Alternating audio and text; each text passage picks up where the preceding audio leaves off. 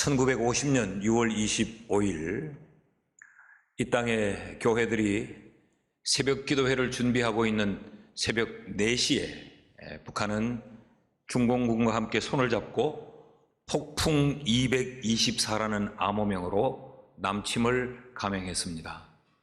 얼마나 철저하게 준비를 했던지 3일 만에 서울을 빼앗깁니다. 중공군의 탱크가 서울 도심 한복판에 들어오게 되고 전쟁이 시작된 지 50일 만에 우리 남한 땅 4분의 3이 빼앗깁니다. 낙동강 전선에까지 밀고 들어왔습니다. 1953년 7월 27일 휴전이 협정되기까지 약 3년이 넘는 시간 동안 우리 조국 대한민국은 전쟁과 난리에 시달렸던 것입니다. 이 전쟁으로 말미암아 남북한 통틀어서 250만 명이 목숨을 잃었고, 그리고 20만 명이 전쟁으로 통해 남편을 잃은 전쟁 미망인이 되었고, 10만 명이 전쟁으로 인해서 부모를 잃어버린 전쟁 고아가 되었습니다. 이 전쟁으로 말미암아 1천만 명이 남과 북으로 갈리어져서 이산 가족이 되었습니다.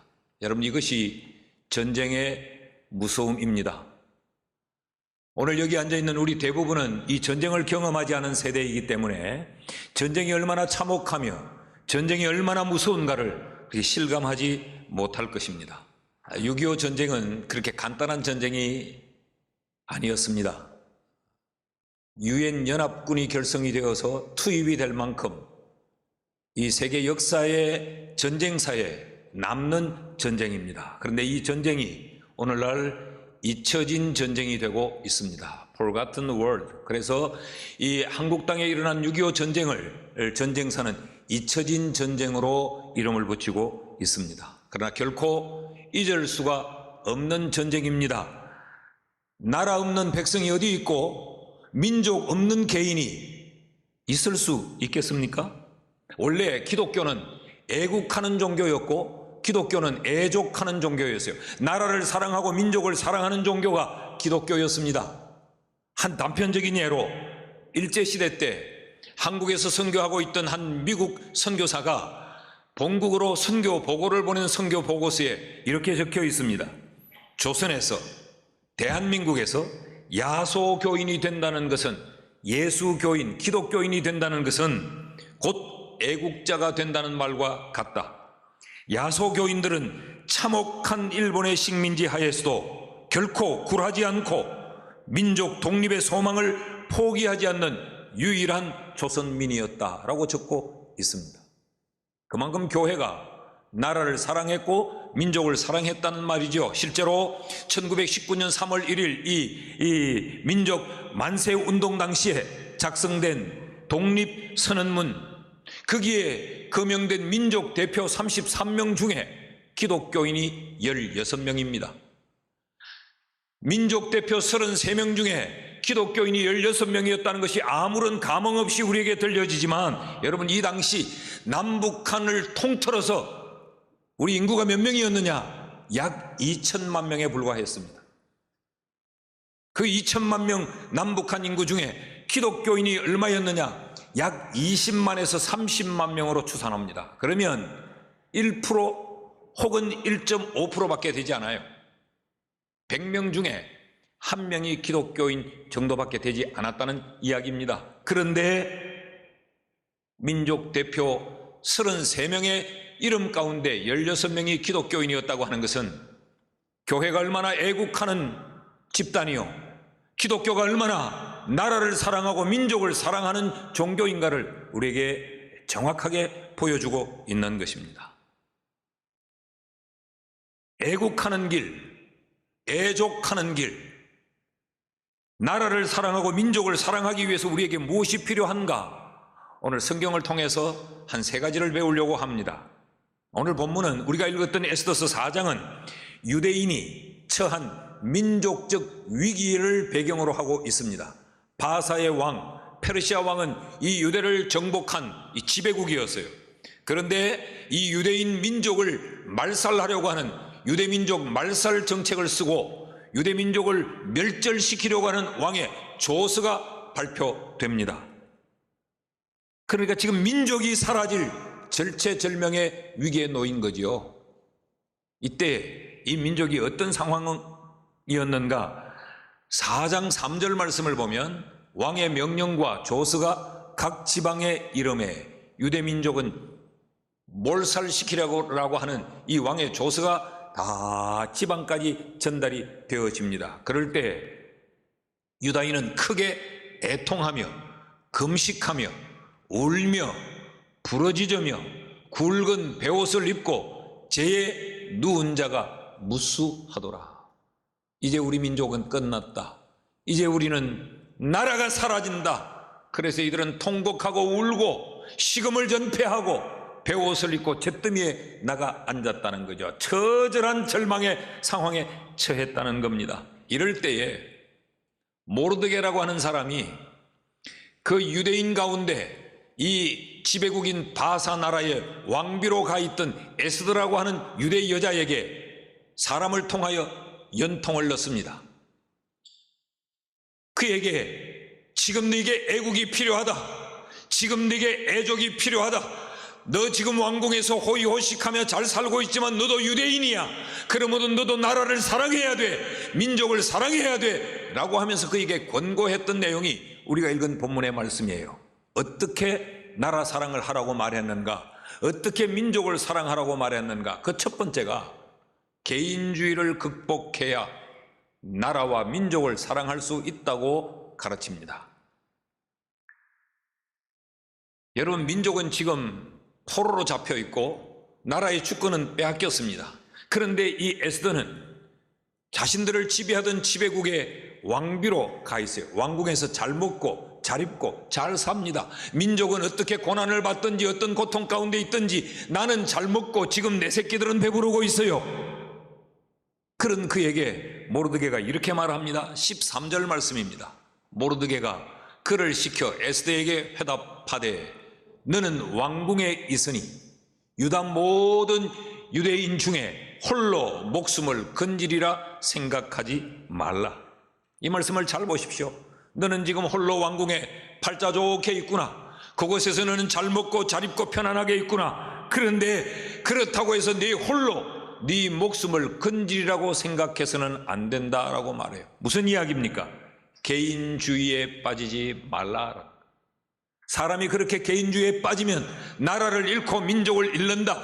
개인주의는 곧 망국 사상이다 라고 하는 것을 지금 모르드게가 그 에스더에게 권고하고 있는 겁니다. 옳습니다. 여러분, 나라를 사랑한다는 것, 민족을 사랑한다고 하는 것은 개인주의를 극복할 때 가능합니다. 오늘의 대한민국이 그렇게 지켜졌습니다. 오늘 여기 6.25 전쟁에 참여했던 이 어르신들, 이분들이 나의 생명과 나의 안위보다 나라를 지켜야 한다고 하는 개인주의를 넘어선 생각, 그 마음이 오늘 대한민국을 전쟁에서 지켜냈고 공산주의로부터 이 나라를 보호해낸 거예요. 개인주의를 극복하지 아니하면 애국은 불가능합니다. 사랑하는 성도 여러분, 나라를 사랑하고 민족을 사랑하는 것은 이런 개인주의를 넘어설 때만 가능합니다. 둘째로, 나라 사랑, 민족 사랑은 무엇이 필요한가? 이런 개인주의를 극복하는 것이 필요할 뿐만 아니라 그 시대를 위한 헌신이 필요합니다. 그 세대에 그 시대를 위하여 헌신하지 않으면 나라 사랑하는 것이 아니고 민족 사랑하는 것이 아니에요. 오늘 14절 말씀을 보면 이렇게 기록하고 있습니다. 이때에 지금 민족의 국운이 바람 앞에 등불처럼 이 절박한 이 순간에 네가 만일 잠잠하여 말이 없으면 유대인은 다른 데로 말미암아 노임과 구원을 얻으려니와 너와 내 아버지의 집은 멸망하리라. 네가 왕후의 자리를 얻은 것이 이때를 위함이 아닌지 누가 알겠느냐 하니, 모르드게가 그 에스에게 이야기하는 거죠. 이때에 네가 외면하면 안 된다.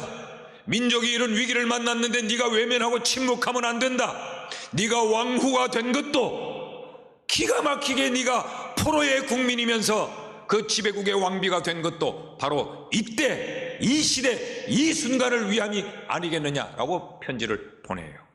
여러분, 여기 때가 두 번이 나옵니다. 이때에, 이때를 위함이 아니뇨. 여기 때라고 하는 이 말은 이 구약 성경이 기록된 이 히브리어로 에츠라고 하는 단어입니다. 이것은 적합한 시간, 적절한 기회, 다시 오지 않을 순간을 의미하는 단어예요. 그러니까 지금 이 에스더에게 그때 그 순간은 그 역사를 위해, 그 시대를 위해 헌신해야 될 절박한 순간이었다는 것이죠. 시대를 위한 헌신이 나라를 사랑하는 것이고 민족을 사랑하는 것입니다.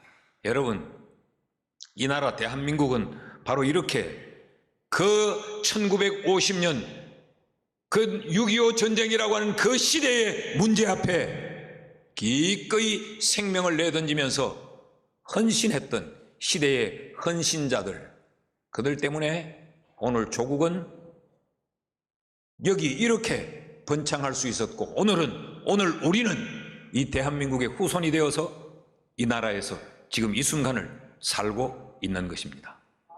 애국은 시대를 위한 헌신입니다. 애족은 그 시대가 내게 무엇을 원하는가 앞에 기꺼이 나를 던져서 헌신하는 것, 그것이 바로 민족을 사랑하는 거예요. 그리스도인이 누구냐? 그리스도인은 시대에 대하여 책임을 맡은 자들이 그리스도인입니다. 예수님께서는 그리스도인들을 두고 너희는 빛이요 소금이다 라고 우리의 정체성을 그렇게 말씀했어요.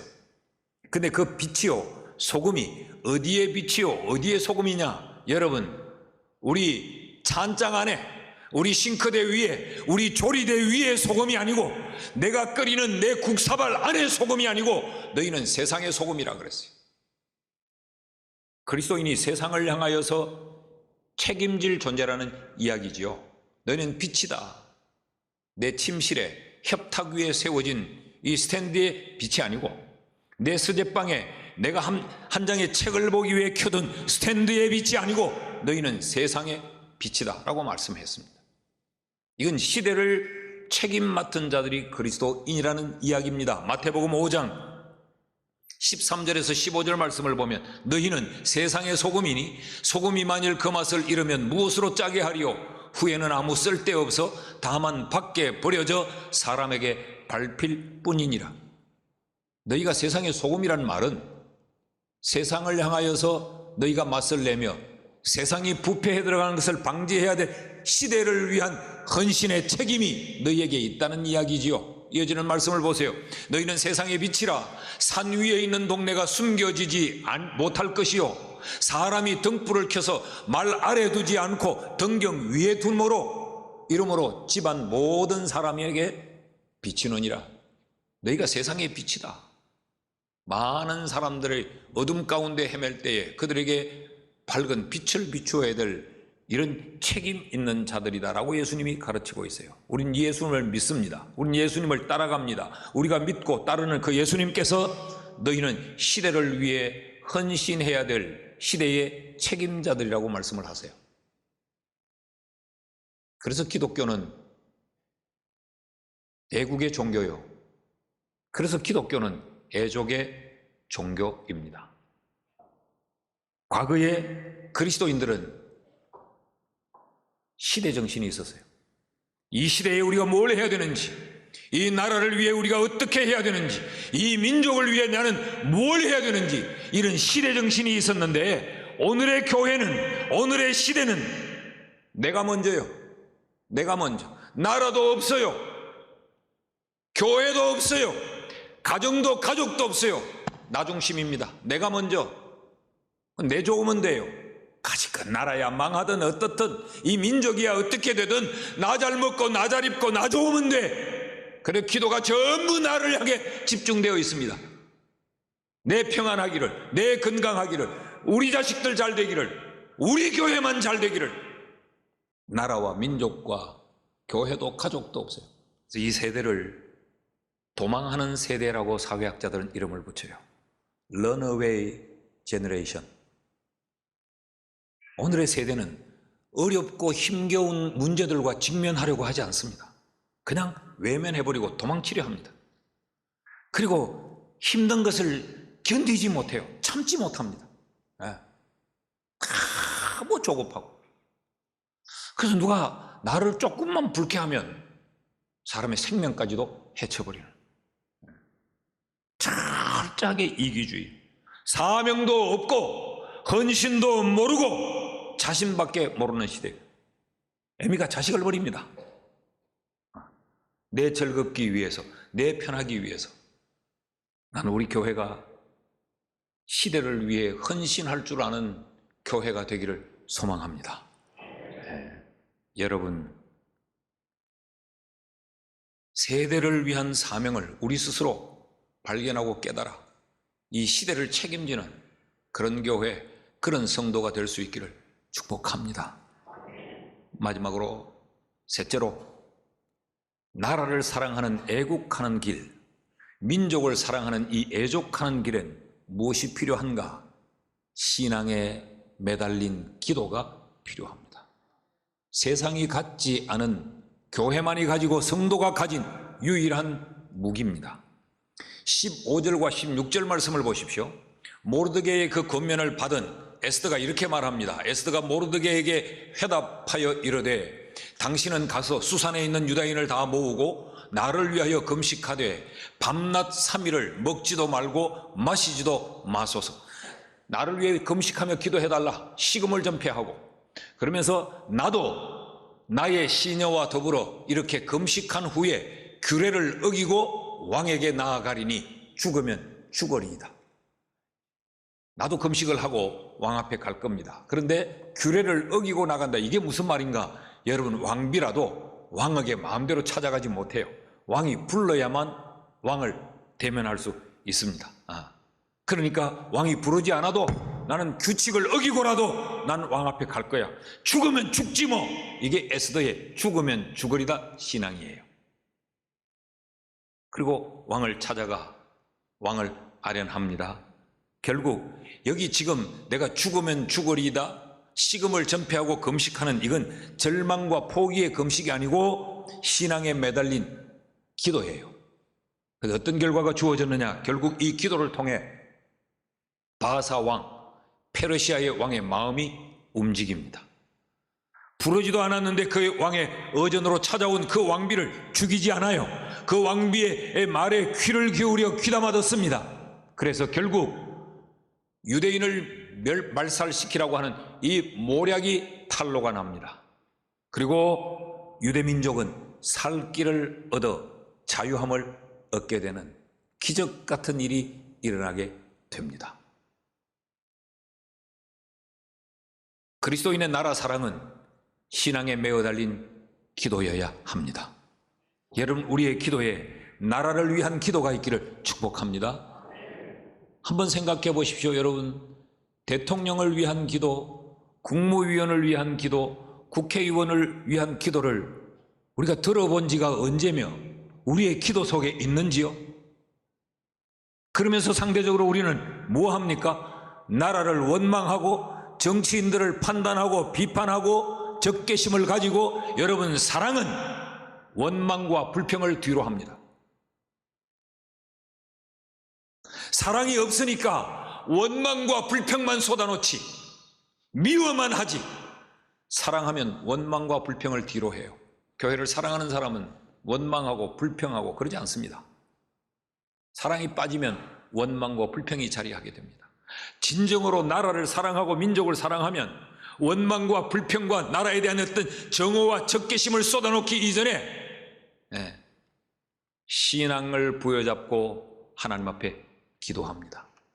난 우리 교회가 대통령을 위해 기도하는 교회가 되기를 원합니다. 나라를 사랑한다면 원망하고 비판하고 욕하는 것이 아니라 이 나라의 정치인들과 국회의원들과 국무위원들과 앞장선 많은 지도자들을 위해 우리가 기도해야 합니다. 여러분, 기도 없는 한 민족보다 기도하는 한 개인이 더 강합니다. 왜냐하면 그 기도 뒤에 하나님이 계시기 때문에 그렇습니다. 우리 신앙의 선배들은요, 눈물을 뿌려가며 금식하며 나라와 민족을 위해 기도했고 통일을 위해 기도했어요. 언제부턴가 우리에게 이 통일을 염원하는 기도가 사라지지 않았어요. 이게 오래되지 않았어요. 한 10여 년 세월에 통일을 소망하며 기도하던 기도가 우리에게 사라져버렸어요. 이 산 저 산에 있는 기도원들은 원래 구국재단이었습니다. 성도들이 그 산에 올라가 그 계곡 그 골짜기에서 나라를 위하여 눈물을 흘리며 기도하던 것이 원래의 기도원의 의미였어요. 오늘 우리에게 이런 나라를 위한 기도가 회복될 수 있기를 축복합니다. 이 말씀 하나 드리고 말씀을 마치죠.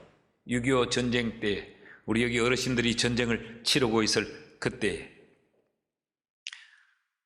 자, 50일 만에 대구까지 밀고 들어와 버렸어요. 남은 건 이제 부산밖에 없습니다. 그러니까 남으로 피신을 오지 않았겠어요? 피난을. 이 나라의 정치 지도자들이 부산에 모였습니다. 부산에 모여서 뭘 했느냐? 이 나라는 다시 되찾을 수 없다고 절망을 선언해버립니다. 그리고 나라를 잃었을 때에 이 망국 정부를 수립할 것을 거기서 의논합니다. 그러니까 망명 정부를 일본에 구성을 할 것인가, 하와이에 구성할 것인가, 이걸 가지고 김구파, 이승만파가 부산에서 이걸 가지고 회의를 하면서 대립을 했대요.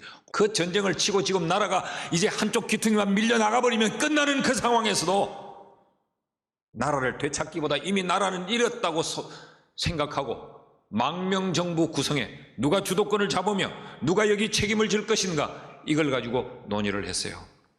그런데 그때 부산 초량교회에서 250여 명의 목사님들과 성도들이 모여서 구국기도회를 갔습니다. 그 정신없는 피난의 때에 이승만 대통령께서 나라를 위하여 기도해달라 보편적인 기도에 호소를 했어요.